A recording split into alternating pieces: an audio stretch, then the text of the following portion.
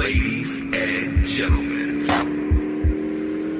wrestling has one royal family.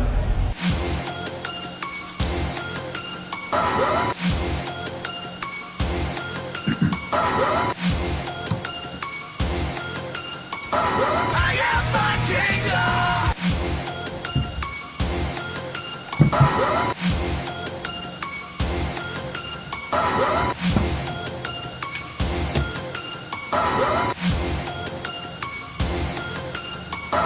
I am my kingdom!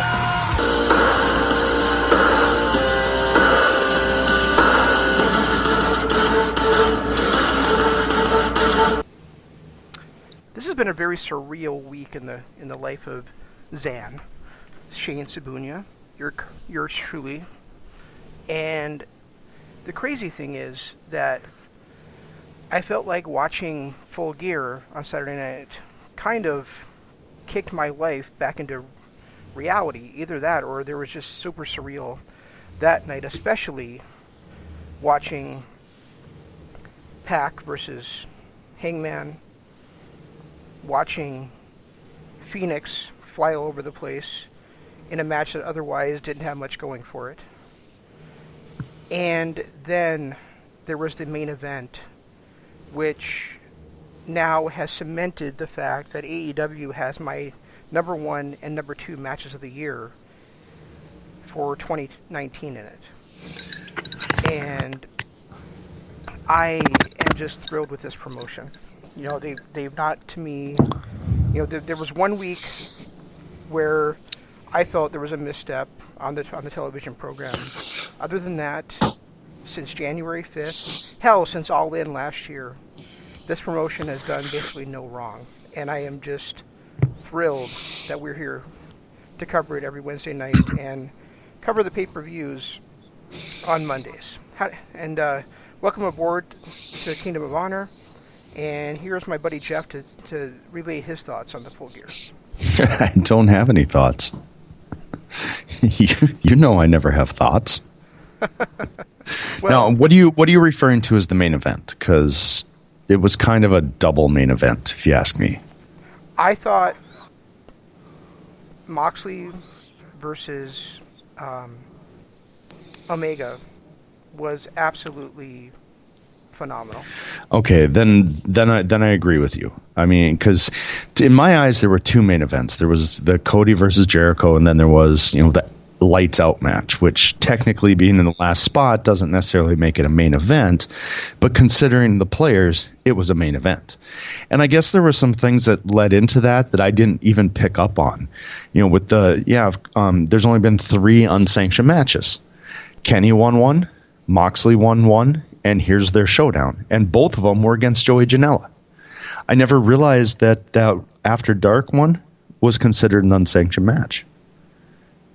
And what a great way to build towards this on kind of a backhanded side note. It's like we're so focused on Moxley and Omega that we don't realize that both these two were in the only other 2 unsanctioned matches, and both of them got a win over the same guy.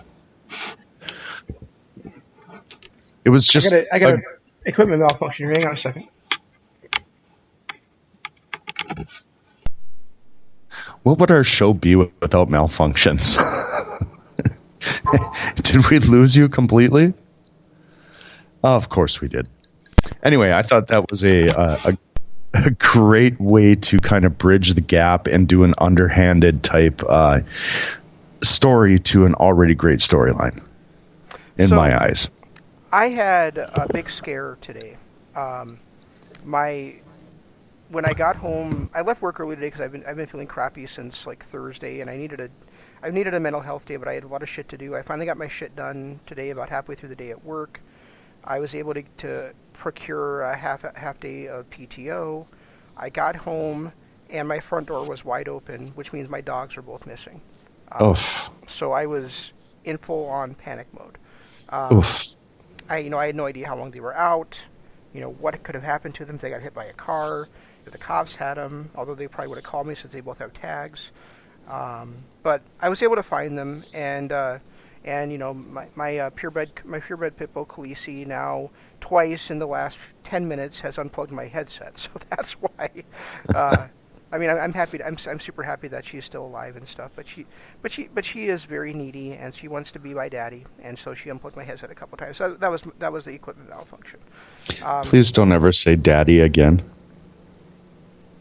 Well, I didn't say that's what you call me every night, but now you've brought it up. All right. Fair enough. Yeah, no, I hadn't. I guess I hadn't. It hadn't dawned on me either that they were the only two unsanctioned matches coming in. But I do remember that on AEW Dark, Omega had said that he wanted to have a better match with Janela in an unsanctioned match than Moxley. I don't think he did. But I think these guys. I think these guys. They were.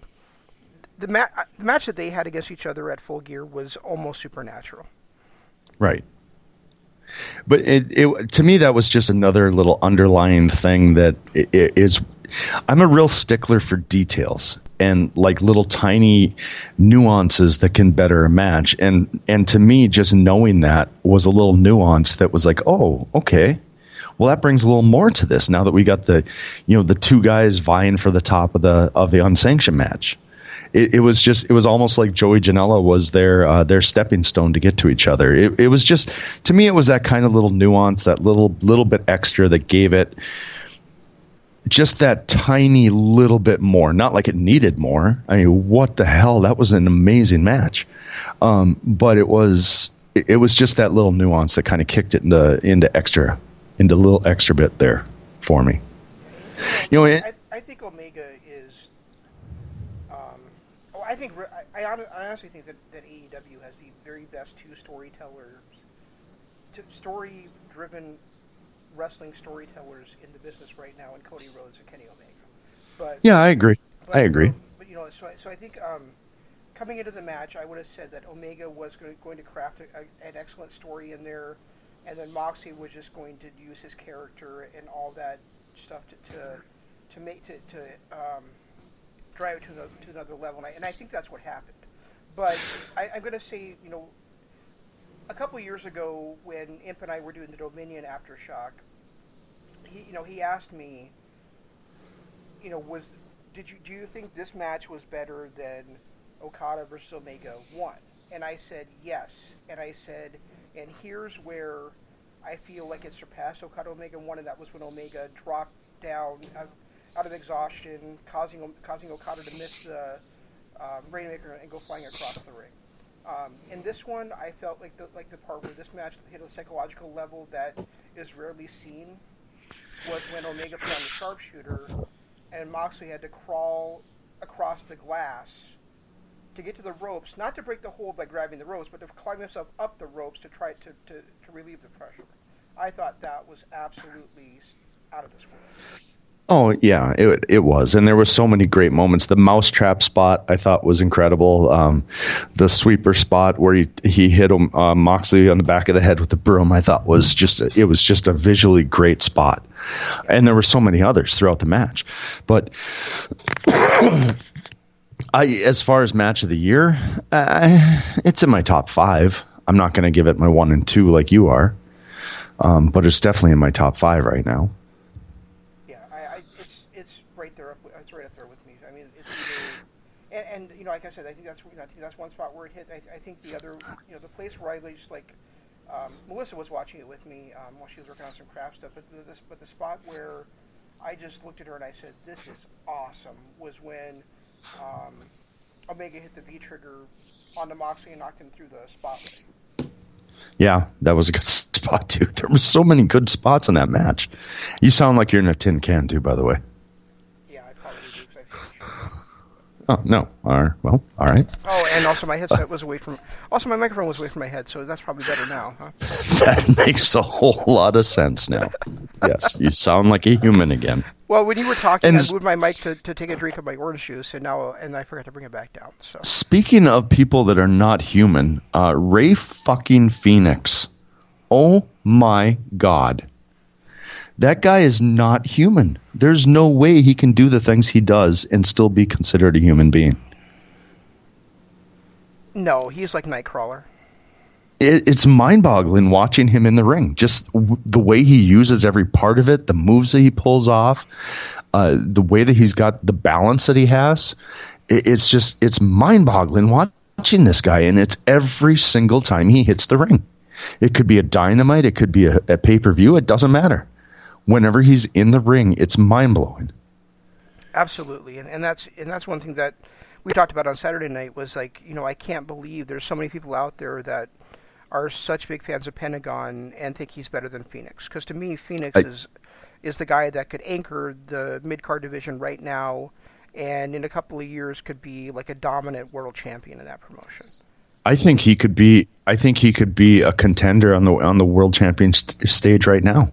Yeah, absolutely. But I just think that he is superb, and I enjoy the Lucha Brothers as a tag team. I would much rather they be the tag team champions than the fucking SCU, but that's just my own personal bias talking. But I really do at the wish. same time, I really wish the Lucha Brothers were separate and Phoenix was having a run as a solo performer. Yeah, and I'm right there with you. I really like to see that too. But right now, I think the tag team division kind of needs them until they can build up some other guys. Let's face it, there's really only 3, maybe 4 tag teams that I would consider contenders. Private Party just kind of snuck in there. I don't really consider them contenders yet. But it's basically it's SCU, it's the Lucha Brothers, and it's the Bucks.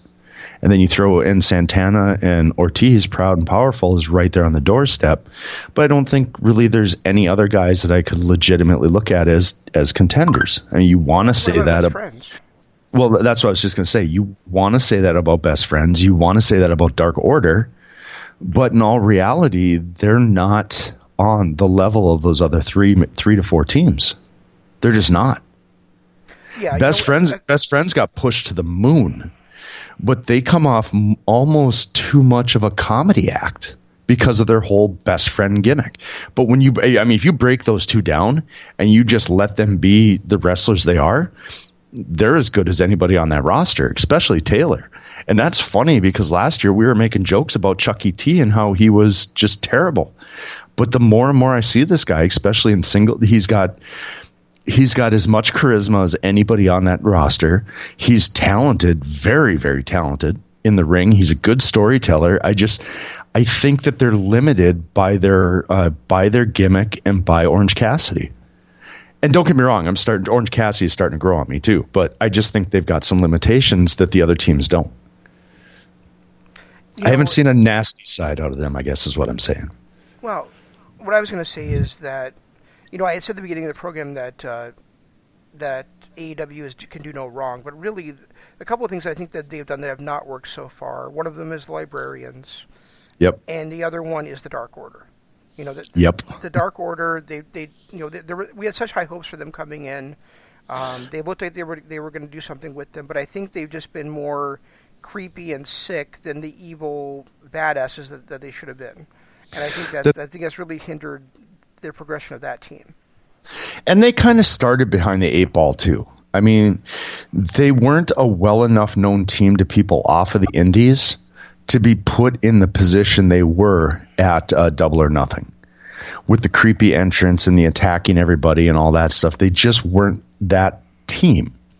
They weren't well enough known. And I mean, unless you're a hardcore indie fan, you really had no clue who the Super Smash Brothers were. And to watch them come in and destroy these 2 tag teams who we knew, it kind of fell flat. And they really didn't go anywhere from there. A couple of spooky, things against Best Friends, and they get that one big victory against the Best Friends and get the tag team bye. And then they walk in and get trounced in their first match. In the tag, I mean, they were not positioned well. They were not. They suffered from the beginning, and I think they're a team that needs to be broken down. And if we're going to do this supernatural, minion gimmick, whatever the hell they're doing, they need to do it right, and they need to start them from scratch and do it all over again.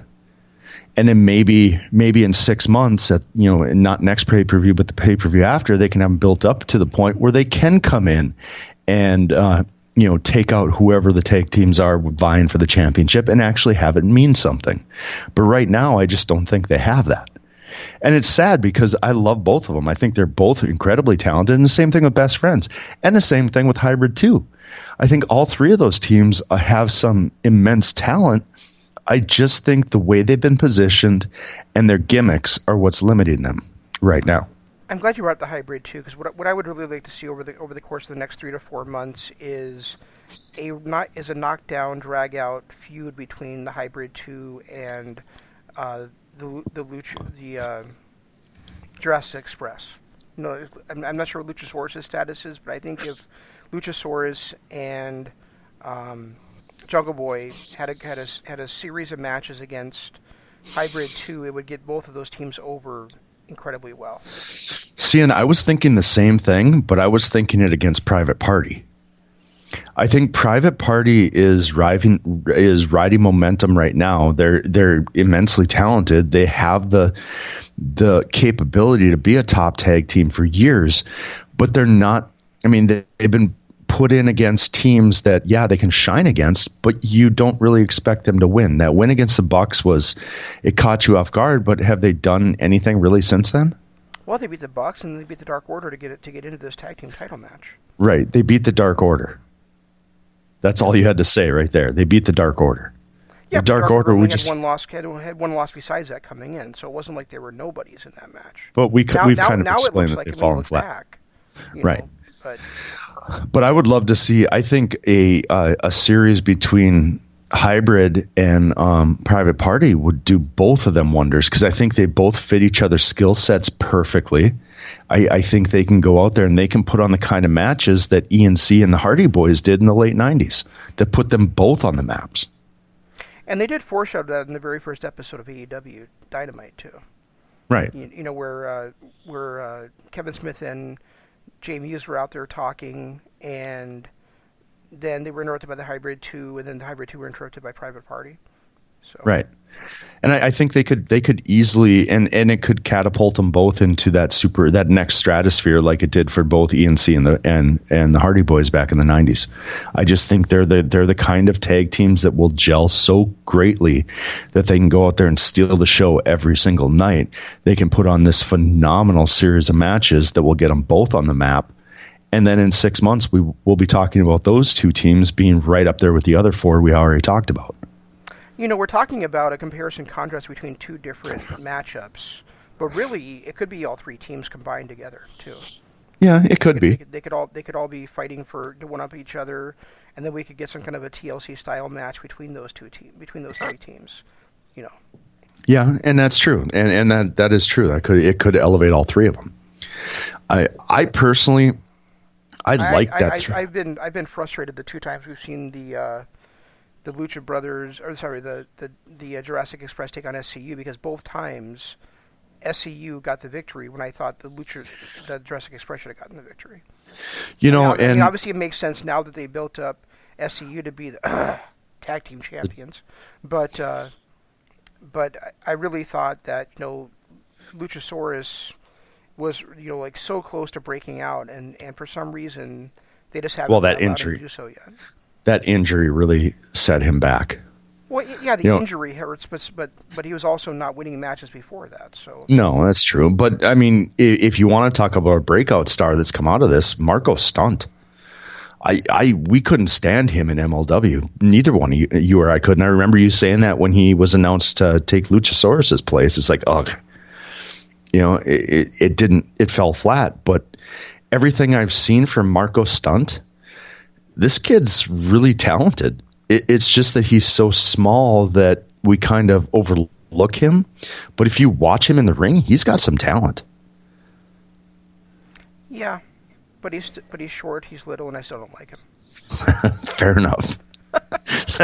He is I can't argue that. He is still, as my wife said at All Out when we were there, he is still a People McNugget. Yeah, he is I can't argue that. I can't even argue that. I mean, there definitely could be a time where they were able to roll him into a spot where he's like the underdog, and he's like a Mikey Whipwreck style champion here and there. But I just don't. No, I can't ever see a long-term star. I can't ever see him as a champion. But I Not do. even a mid-card champion? No, no, Okay. no. I just don't think, and unfortunately, it's not his fault. He does not have the size to realistically even pull off a Mikey Whipwreck type run. I mean, Mikey Whipwreck was going in there against nobodies and getting wins because of disqualifications. Where I can't see Marco Stunt even being in that. Not saying, I mean, I love the guy. I think he's really, really good. I could see him as a tag team champion, but not as a singles champion. I just can't see that yet. Okay, well, I'm just going to say that I never would have, that if you asked me in 1997 if Rey Mysterio would ever be WWE World Champion, I would have said no. Well, yeah. And he was twice. So. But Rey Mysterio was an otherworldly generational talent, too. I'm not going to say Marco Stunt is, because by the time we saw Rey Mysterio, he was light years ahead of where Marco Stunt is right now. Sure, but the fact still remains, I never would have expected Rey Mysterio to be WWE World Champion. That's fair enough. I can't argue that either. Well, go ahead. No, I was just going to say, I mean, we got sidetracked here, but as far as the card goes, and Imp, I apologize. I really did want to come and watch the match, but I ended up on kid duty on Saturday night, so I couldn't get away. It is what it is, but I enjoyed this pay-per-view. If you would have him wear diapers more often, he wouldn't have to be on the duty for him. I'm speechless.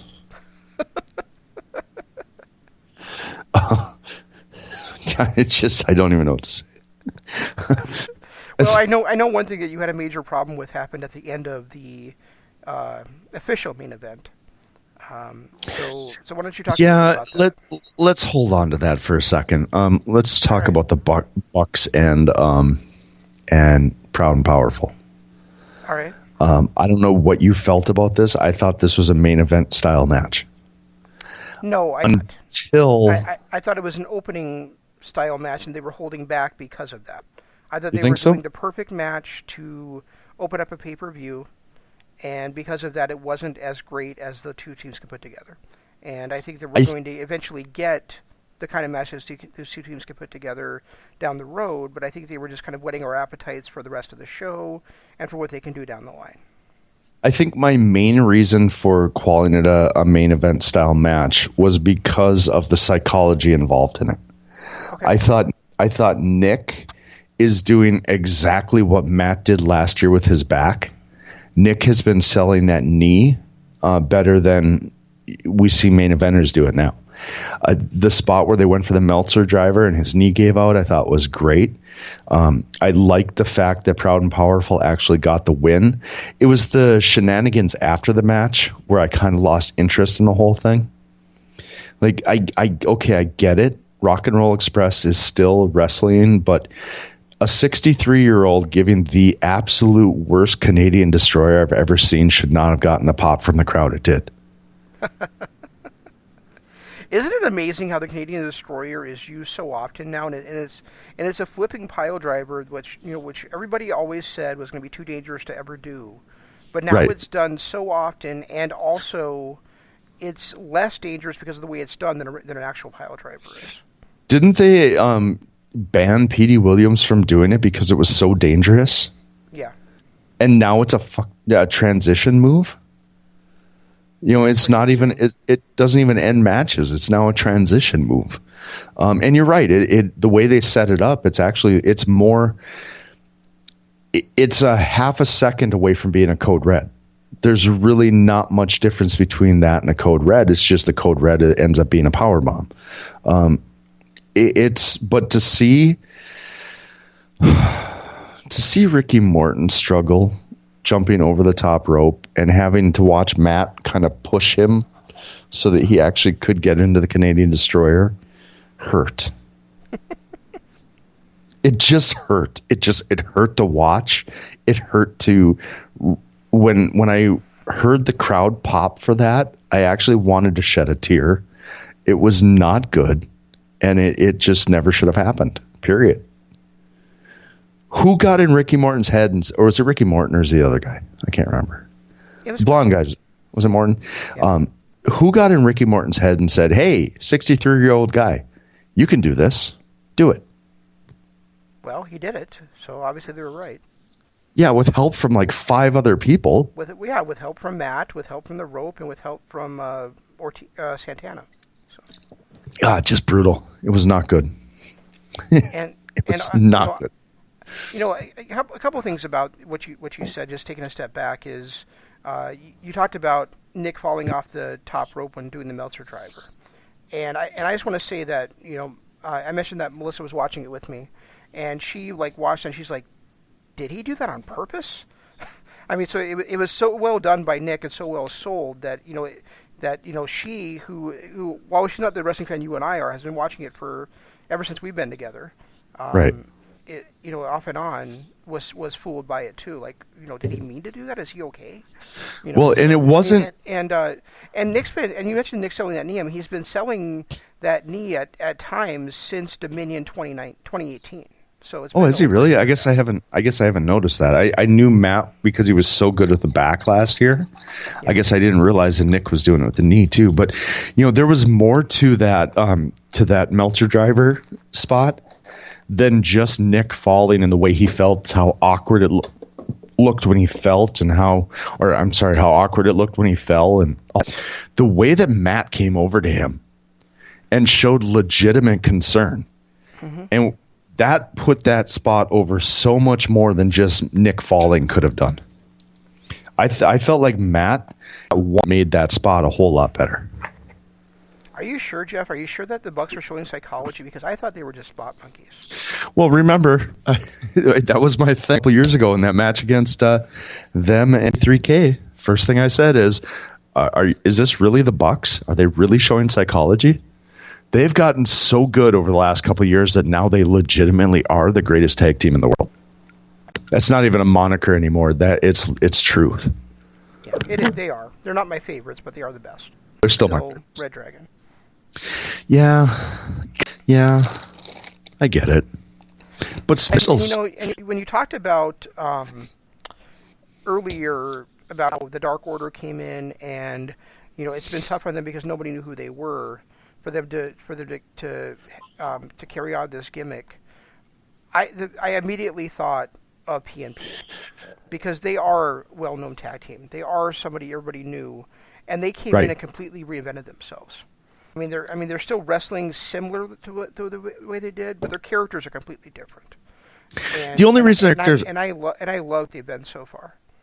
Their characters are different from the way they left Impact, but this was their characters when they first came into Impact. They were the badass heels when they first came in. They weren't baby faces. I was watching at that time, so I didn't know that. And they're wrestling a lot like they did when they first came into Impact. I actually felt like they lost themselves when they turned face against when they beat. I can't think of the name of the team. But when they came in, he was kind of almost a face tag team, and they came in and beat OVE and were just badasses. And then they kind of turned when they got in that feud with the OC or the OGs. Okay. But was Ortiz this crazy psycho guy who was chewing on the ropes and looks like he would pound your mother's face in? Because I don't remember them ever like that. Okay, yeah, you got me there. you definitely got me there. The way when he got super kicked in the back of the head was one of the greatest things I've ever seen.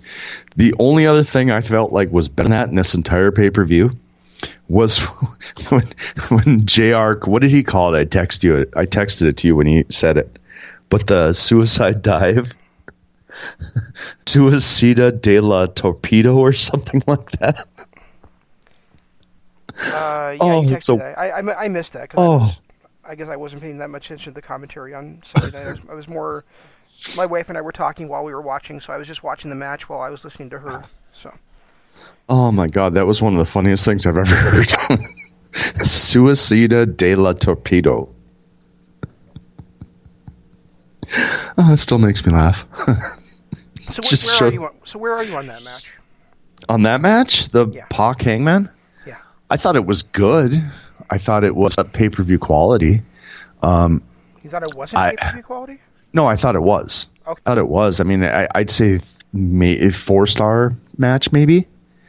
It didn't grab me. I think they were both kind of holding back, like they're waiting for something else. I hate to say it, but I think the cowboy shit catchphrase is a little bit much. Wrong? You think I'm wrong? Yeah. I think it had moments where it could have gotten better. I just felt like there was something missing. See, it was Almost my like second favorite. It was my second favorite match of the night. It was my third. I really, as much as Jericho did not look like he was in the same shape he was for All Out. He did not look like he had been hitting the gym. He looked like he'd been drinking too much of the bubbly. He just didn't look like he was in the same shape. But I felt like that Cody Jericho match might have been my favorite match of the night. And then the Moxley Omega, that it's kind of like a 1A and 1B type situation where I felt like you. You know I hate when you say that bullshit. I know, but it's I did make a choice. I put one at 1A and the other at 1B. That's a choice. 1 or 2, or it's 2 and 3. It's not 1A and 1B. It's 1 and 1A. You're so full of crap. Meaning, depending on how much pot I've smoked, it could go either way. And yes, I said smoking. Yeah, well, you're not, so there. Fair enough. If you were, you wouldn't have been watching your kid on Saturday. You would have been with somebody else. Yeah, that's a good point. No, actually, yeah, you. No, I meant the other plans that you had that obviously fell through as well. The other plans that I had fell through way before that. Those plans might be dead in the water. Let's just put it that way. I thought I think that you were right on the right track with Pac and Hangman being a 4-star match up until the finishing sequence. I thought the finishing sequence with Pac trying to finish the match the same way he did on Dynamite and Paige catching it, that callback was great. I thought the transition into the from there into the Deadeye into the what does he call it? The Brutalizer, and then Hangman finding his way out of the Brutalizer and finally hitting the Deadeye to win was great. Along with the fact that they had been selling him winning the match with the buckshot, and therefore that maybe being his new finisher, but yet he wasn't able to hit the buckshot, but he still won the match with the Deadeye. I thought all that combined put it probably at more like 4.5-star level for me. And you're missing the best part of that whole sequence. Okay. The buckshot did not set up the Deadeye. The buckshot was done so far before the Deadeye was actually done. Yep. That it didn't set it up. It wasn't because he hit the buckshot, and I felt like that. Well, I don't think he never actually did hit the buckshot, did he? Yeah, I think he missed it, and then he had a spinning forearm, and then he hit the. Right, he hit the discus forearm, but the fact that he didn't get that buckshot in to set up the Deadeye, I felt like actually made the Deadeye more lethal. Because we've always looked at it like, okay, he's using the buckshot to set up the you get brutalized with that buckshot lariat, and then you get hit by the Deadeye. Yeah, that makes sense. But the fact that he was able to put away Pac, whatever we're calling him, with something other than that buckshot lariat first, with just the Deadeye, I think made the Deadeye more powerful than it has been throughout his entire career.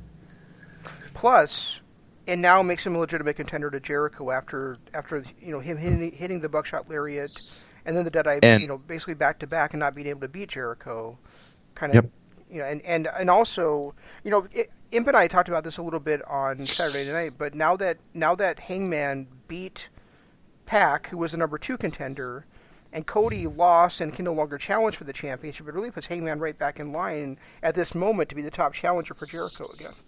I don't want to see him the top challenger yet. I really don't.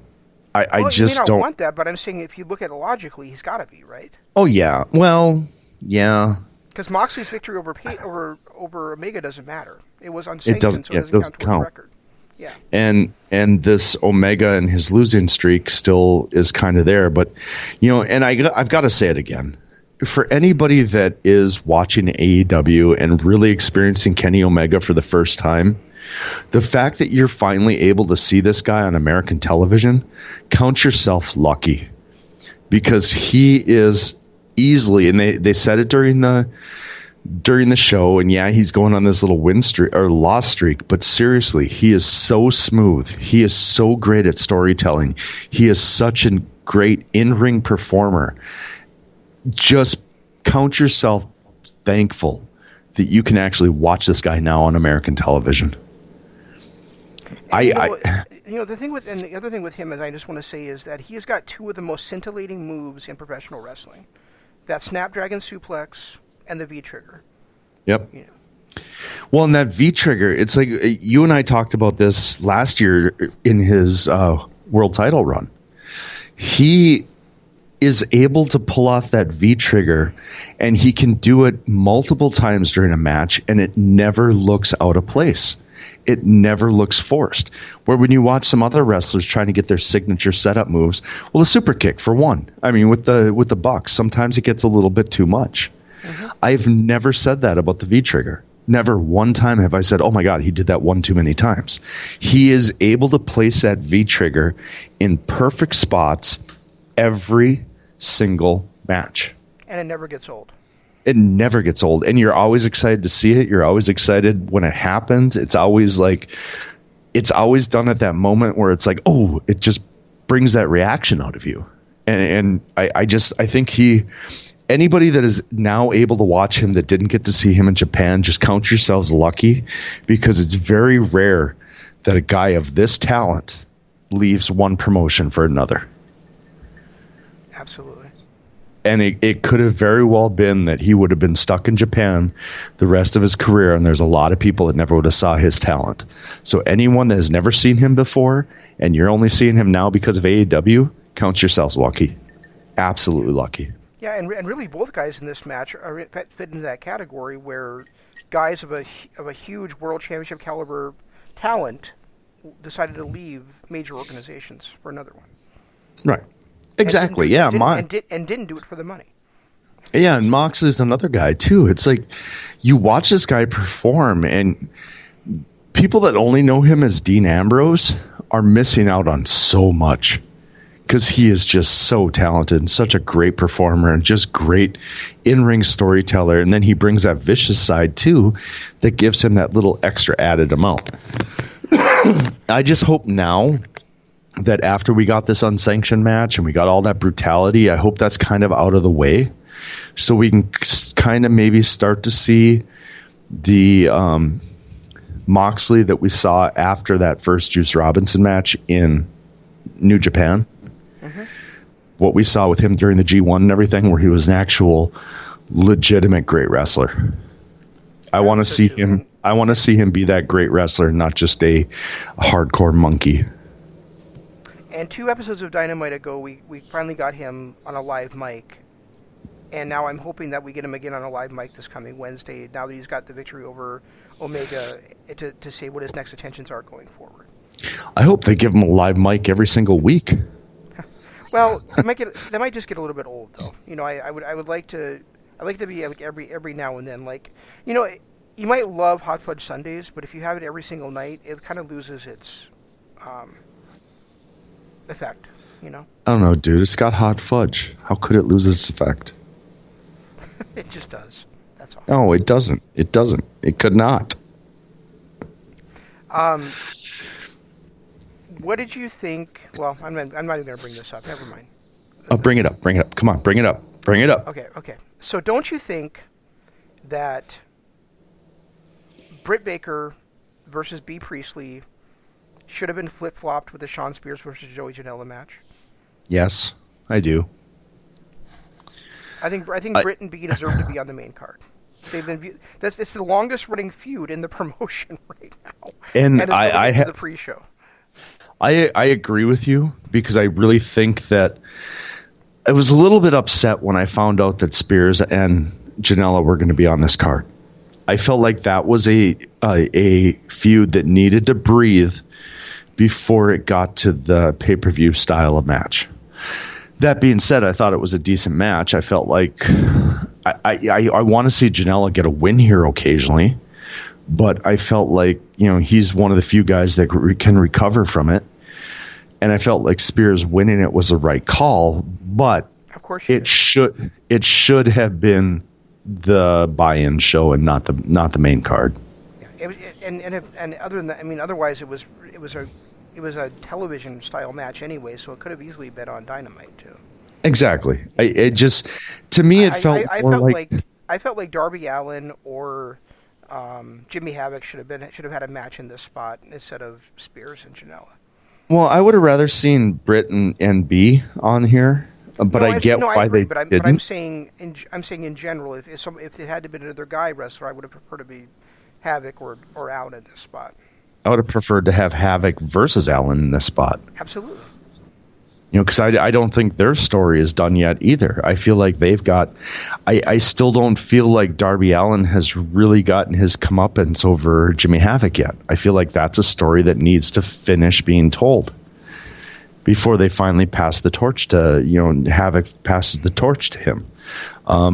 But you're right. I do agree with you. I don't feel... And I said it 2 weeks ago, last week. I don't remember. Sometime I said it, where I felt like this was a story that's going to elevate both of them, but it needs to be spread out to the next pay-per-view, not this one. And when I found out it was on this card, I was like, oh, great. They just blew their wad on a story that could have gone three or 4 months. Well, that's okay. I don't really want to see Sean Spears over the next 3 or 4 months anyway. Well, he would have been on Dark, and he would have been, it wouldn't have been every single week. But I feel like a Janela Spears story would have done both of them great. It would have done really well for both of them. And I just felt like pushing it to this pay-per-view was rushing it a little too much. Yeah. I'm mentioning Darby Allin. You mentioned Darby Allin versus Jimmy Havoc, but really they set up Darby Allin versus Jake Hager. So I would have loved to see those guys have a match on. I really like that Hager's not been in the ring yet. I really do. I liked him. I liked him in that main event, or whatever it was. Was that main event? Was the other one? I don't know. It was the official main event. Okay. Well, regardless, I liked his performance in that. I liked the way that he was out celebrating. He actually showed some signs of life, not just that stoic badass where he was out there cheering and smiling. I thought that was kind of a nice little touch to his character. Yes, it was. And of course, we got to see the Great Muta out there as well. Well, yeah, the Great Muta. And Dean Malenko, has he smiled since 2001? Not that I've seen. It looked like his frown line has grown. Well, his hair has shrunk. Yes, exactly. His frown line is pushing his hairline backwards. I love Dean Malenko. Dean Malenko is one of my favorite wrestlers, and his whole, his run in WCW is one of the best I've ever seen. But man, I don't think that guy has smiled since the early 2000s. No, probably not. His feud with Jericho in WCW is still one of the greatest feuds ever. It is. And I like the fact that they did the callback. Where he came in and won the Battle Royal as Cyclope and then beat Jericho for the title right afterwards. That was awesome. Yep. Well, and I love the fact that Jim Ross called it out too and said, if you haven't seen this, you need to go back and watch it. That was one of the greatest feuds ever. Yep. And the fact that he was, because that's a feud that sprung the Jericho Man of 1,004 moves. Right. And it was great that Ross did that, considering that Ross was in the competition at the time. Exactly. Yeah. Exactly. I liked. It was nice that they acknowledged where Tony Schiavone was. I thought that was nice. It kind of makes sense that they would, but a lot of promotions wouldn't do that, saying, "Oh yeah, he's doing his other gig right now." The fact that they acknowledged that I thought was kind of cool. I don't know. I'm still all in on AEW. I think they are really firing on all cylinders. Yes, of course, they've had some misses here and there over the last 6 months or whatever, but they're so few and far between, or far whatever, that it's hard to fault them for any of it. I agree. They took a few chances that haven't paid off, but I'd rather you take chances that don't pay off than you do something and just remain stagnant and paint by the numbers.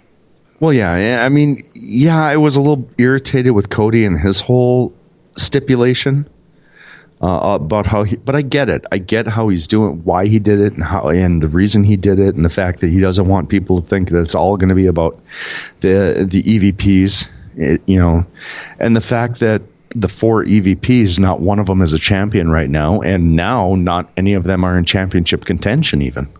No, they all lost. They all lost on this pay-per-view actually.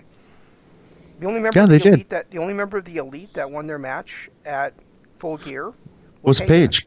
Yeah. Which it's a nice touch, because that was one of the few things that everyone said is, they're just going to push their own guys. Well, they haven't.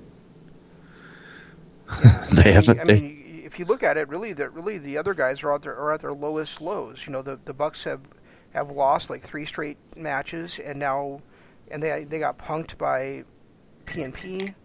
Omega got his ass kicked by. It was a great match, but he got planted by Moxley with the elevated paradigm shift right on the wood of the ring, so he's out of it. Right. And then not only did Cody lose a match where he no longer gets another world championship match, but he also lost his best friend at the same time. I don't even want to talk about this. It's such a stupid storyline. You tell me why it's stupid, and I'll tell you why you're wrong. It angers me, because what's his reason? What is MJF's reason for turning on Cody at this moment? Cody hasn't been holding him back. Cody has been there helping him along, being his best friend, giving him everything that he can do. And then MJF turns on him. The only reason for MJF to turn on him is because he's an asshole. There was nothing to gain by it. There was not anything. It's not like, he needs to break out of his mentor's shadow or any of that crap. He just turned on him for no apparent reason. You, sir, are an idiot. Just like all the other idiots out there that believed in MJF. MJF did not turn on Cody. MJF is the scorpion that Cody allowed to be on his back.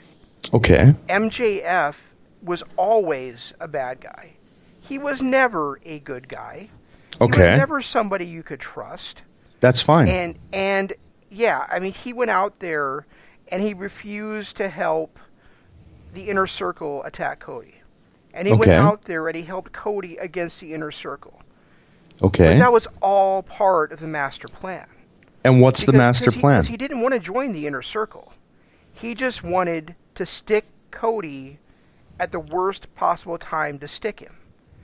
And when it was at Full Gear, when he could cost Cody his chance to ever be AEW World Champion again. And he did that. Okay. And then he hit Cody right in the balls, because he kicked him in the balls literally right after kicking him in the balls figuratively. What does he gain from it? He doesn't have to gain anything from it. This is what MJF is. He's an asshole. Like you said, he's an asshole. He's a dick.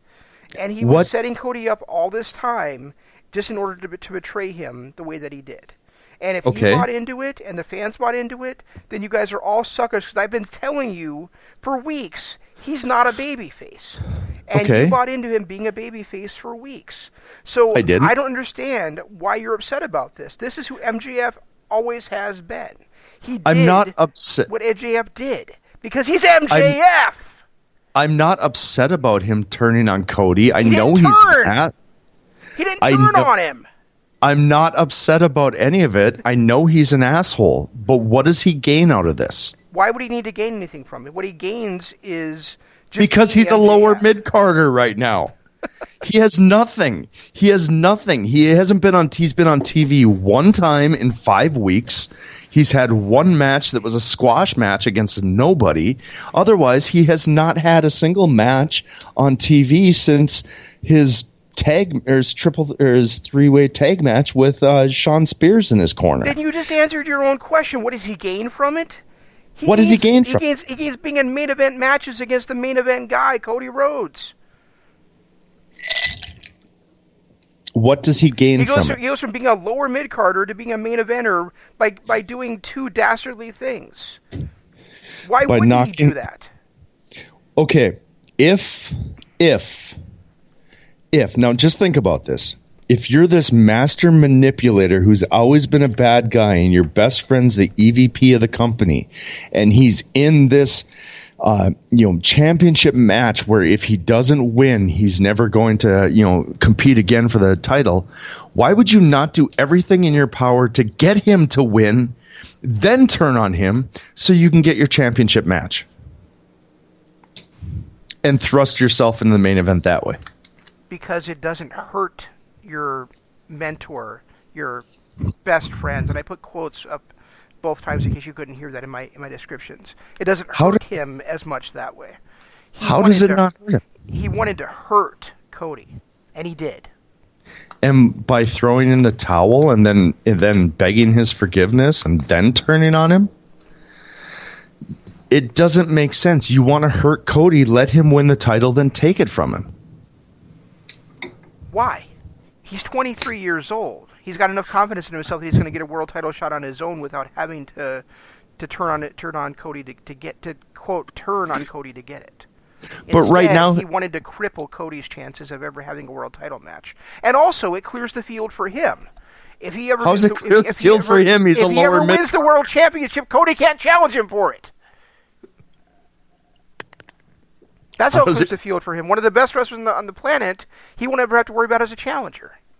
But he can't even get into the main event picture at this point. Now he can. How is it? How?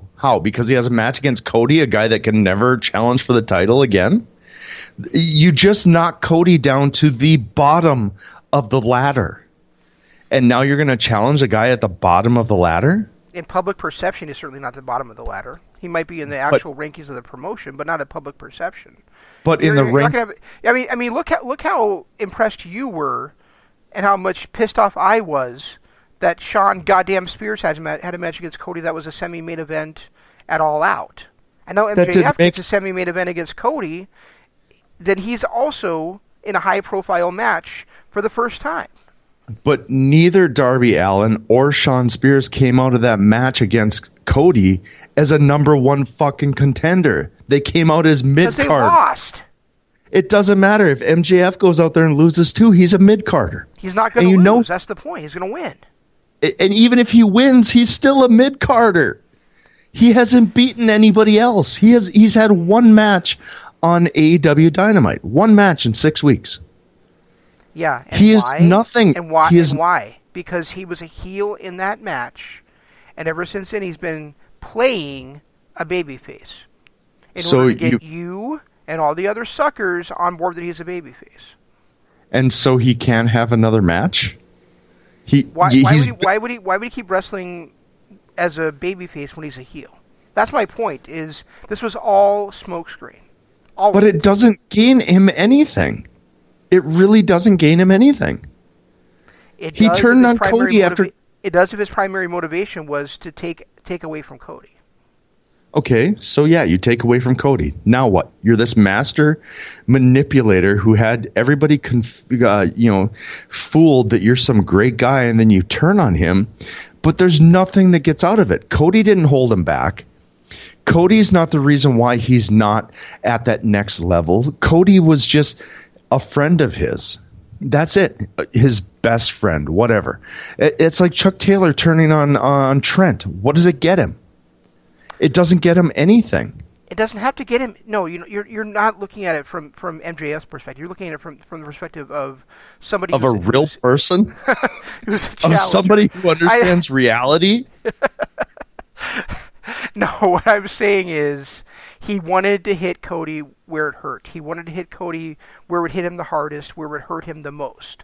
And what's it hurt him the most? To never be able to challenge for that AEW World Championship again. He took that away from Cody. So why? What's his motivation? Why? Because he wanted to hurt Cody where it hurt him the most. Because he's an asshole. He turned on Cody because he's an asshole. He didn't turn! He turned on Cody. No. Cody believed he was this great guy. Okay, you and I, No, he didn't. We're Did you see the reaction of Cody after the nut shot? He sat up like, okay, I knew this was happening eventually. He knew MJF was a scorpion when he let him on his back. So if I walked stung. He may not have expected it to happen this night, but he knew he was going to get stung. He knew MJF was a bad guy. He just didn't know when it was going to happen. So if I walk into work tomorrow and kick you square in the nuts, are you just going to look at me like, oh, okay, I knew it was coming?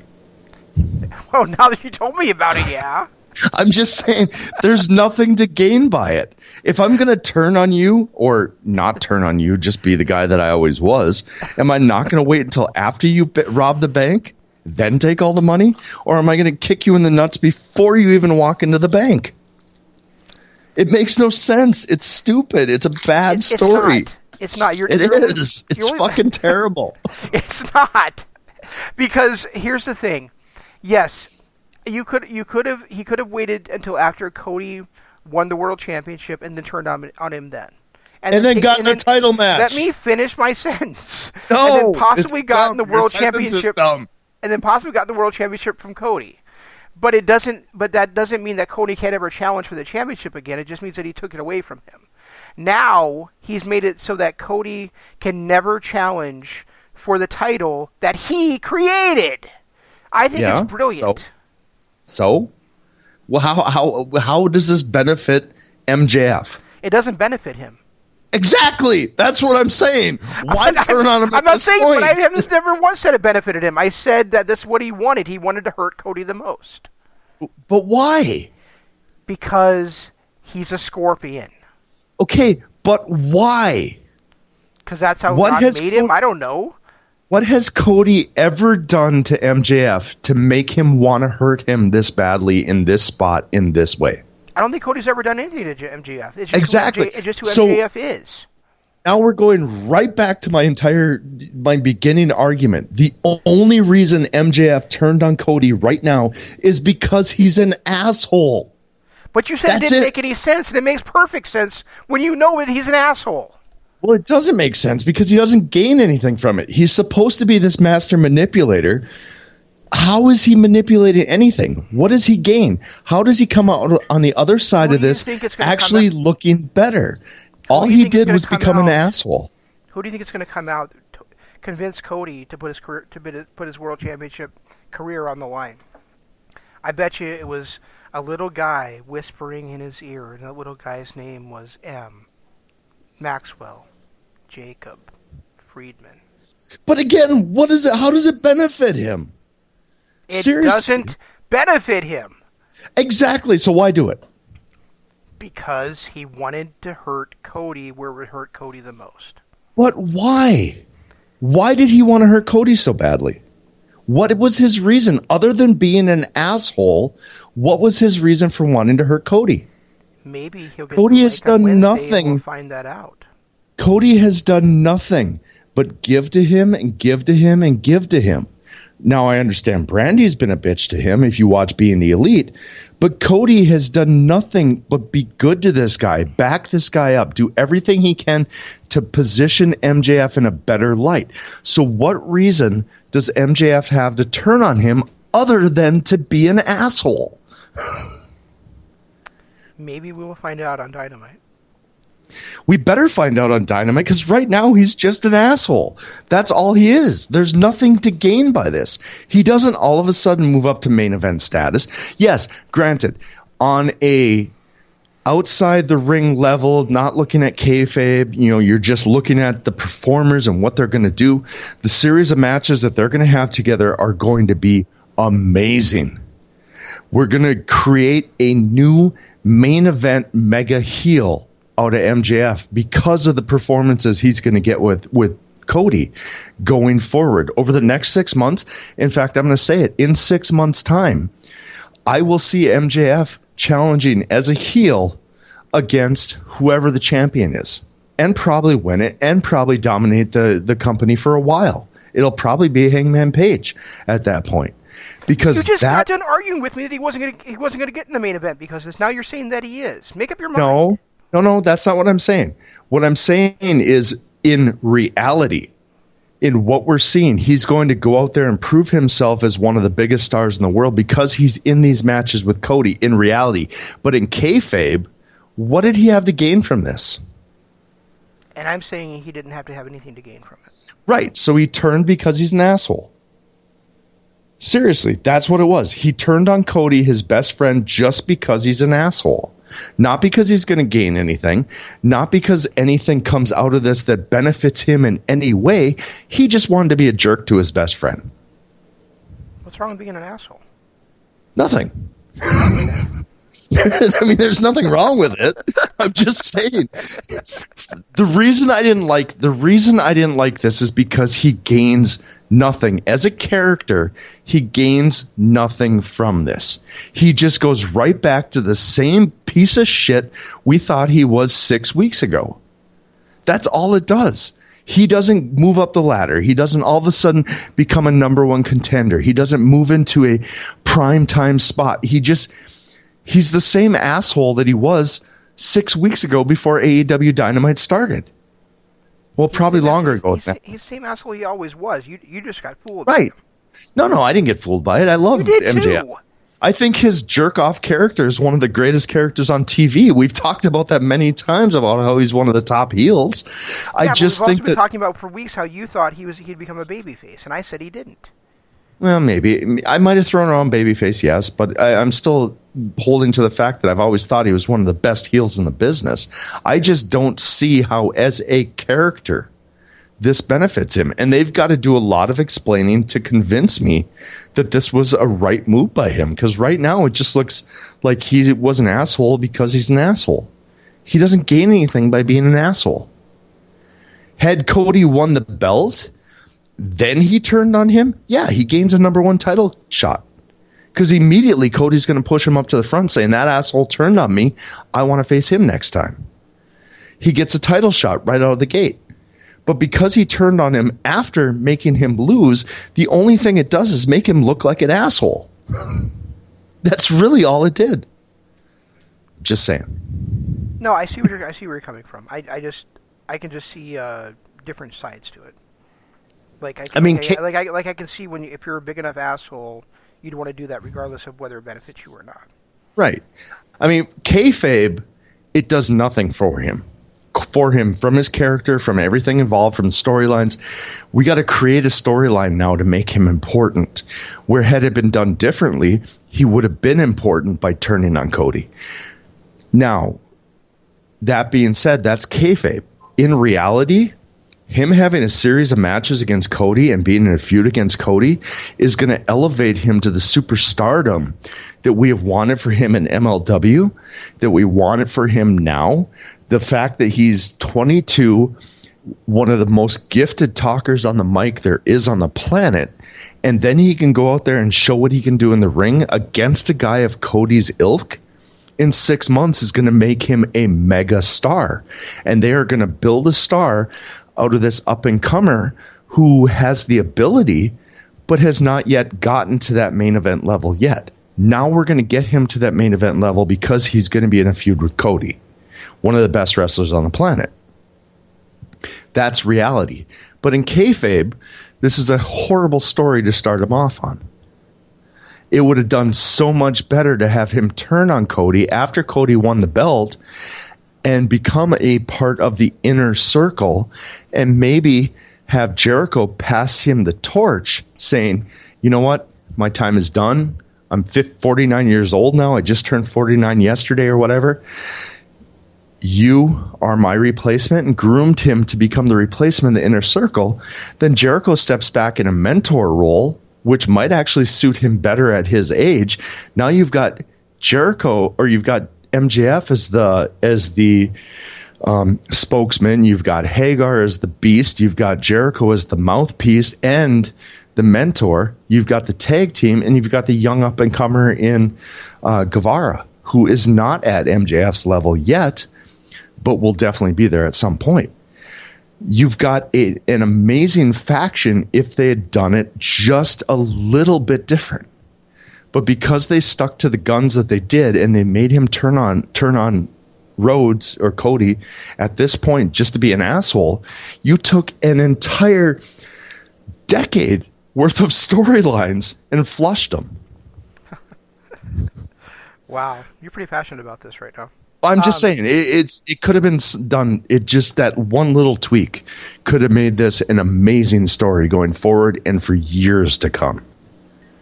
Yeah, I like the fact that MJF is not in the stable. I like the fact that he's on his own. I don't like the idea of him being mentored by Chris Jericho. I like Sammy Guevara a lot more for that role. Oh, I do too. I do too. But I'm just saying that when you look at those two, Guevara and MJF. MJF is much more suited to be that leader of a stable than Guevara is. Well, sure, right now. Right.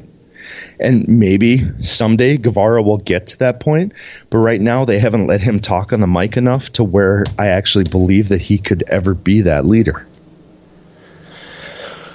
I think his in-ring ability, yes, absolutely, but not from the mic standpoint, where I think MJF has the mic at this point.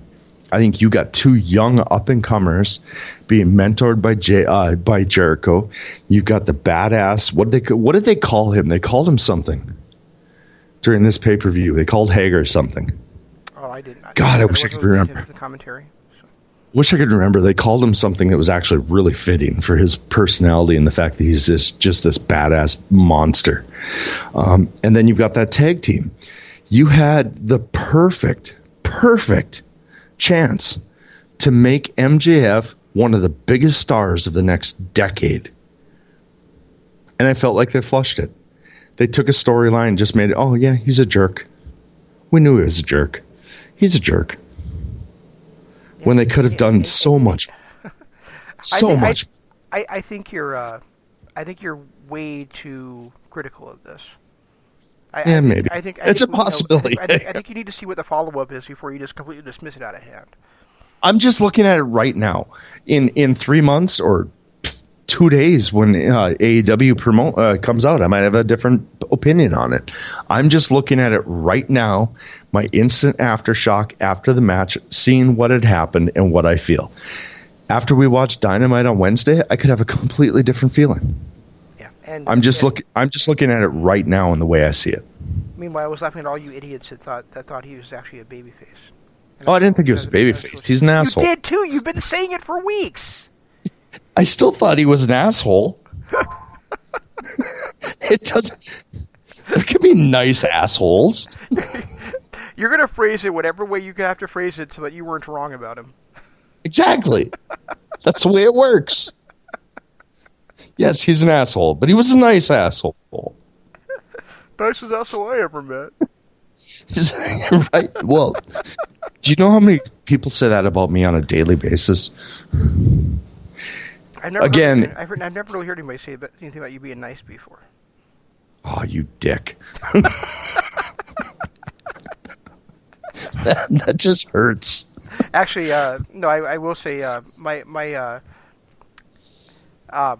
wife and I were having lunch at Texas Roadhouse on. You're gonna get a kick out of this on Saturday, and I had mentioned that and she was with me when I got to the front desk, and a lady had asked me to bring in a certain item that had been purchased for a certain lady by a certain guy, and I told my wife that they were actually from you, and she said, well, maybe I'll find a sweet guy with like that someday.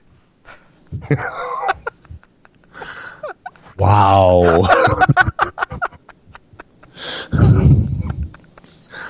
Oh, that hurt. That hurt a little. Hurt me, yeah. So. That was my heel turn right there, just because I'm an asshole. Okay. All right, so we've established tonight that MJF, they missed, in my eyes, and maybe, like I said, maybe it'll change after I hear his reasoning, because you know he's going to get mic time on Wednesday to explain his actions, because that's just the way wrestling works. But right now, I feel like it was ill-timed. I felt like it was done not to the best of the ability it should have been done. But that's my feelings right now. We'll find out on Wednesday if I feel the same. Okay. So, Wow, that really did go longer than I thought it was going to. I told you it was going to. That's why I didn't want to really talk about. That's why I said we'll hold off on the other stuff just in case this MJF thing goes longer than we want. Because I had a feeling that you and I were going to see it differently. And of course, those are always the fun times when we can argue about how stupid you are. Or vice versa. No, not vice versa. Anyway, guys, You don't even know Patreon. what vice versa means, so. I do too. I knew it one time. I can Google it. I'll find out. I thought you were going to say something like, isn't that like that Baskin Robbins flavor of ice cream? I actually was about to do that. At the last minute, I pivoted to Google. Anyway, guys, check out our Patreon. It's the thing we're the most proud of. We do have a new show coming out. We recorded it last week. I just have not gotten the time. I will get to it either tomorrow or Wednesday. I will get it up there. We have a new Jessica Jones episode on our Patreons, patreon.com. We got 3 tiers. We got the article tier, which is just, hey, you want to donate to us, any bit helps. You can donate for as low as $1. You can read all the drivel I've written throughout the years. Or you can listen to all of our archive show, not just on Kingdom of Honor, but stuff we did back in our beginning days with Excuse the Aggravation. And what was the other show we did? Didn't we do something? The realest guys on the radio. That's right.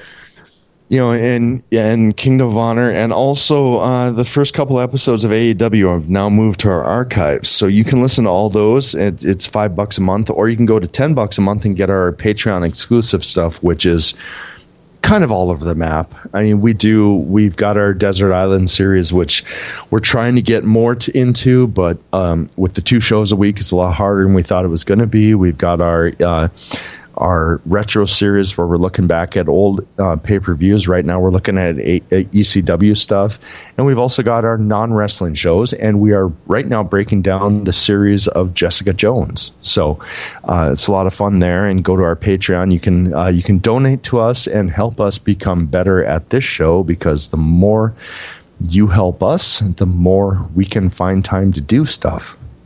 Just saying. It's patreon.com/Kingdom of Honor. Also, Twitter. It's the other big one. I'm at Regi Co-op. He's at XanMan LOP. I tweet a whole lot more than he does. But you can also get to both of us by doing at or hashtag KOH and hashtag DAD. That's another place to find us. And what's the other one? Do we have anything else? Oh, YouTube.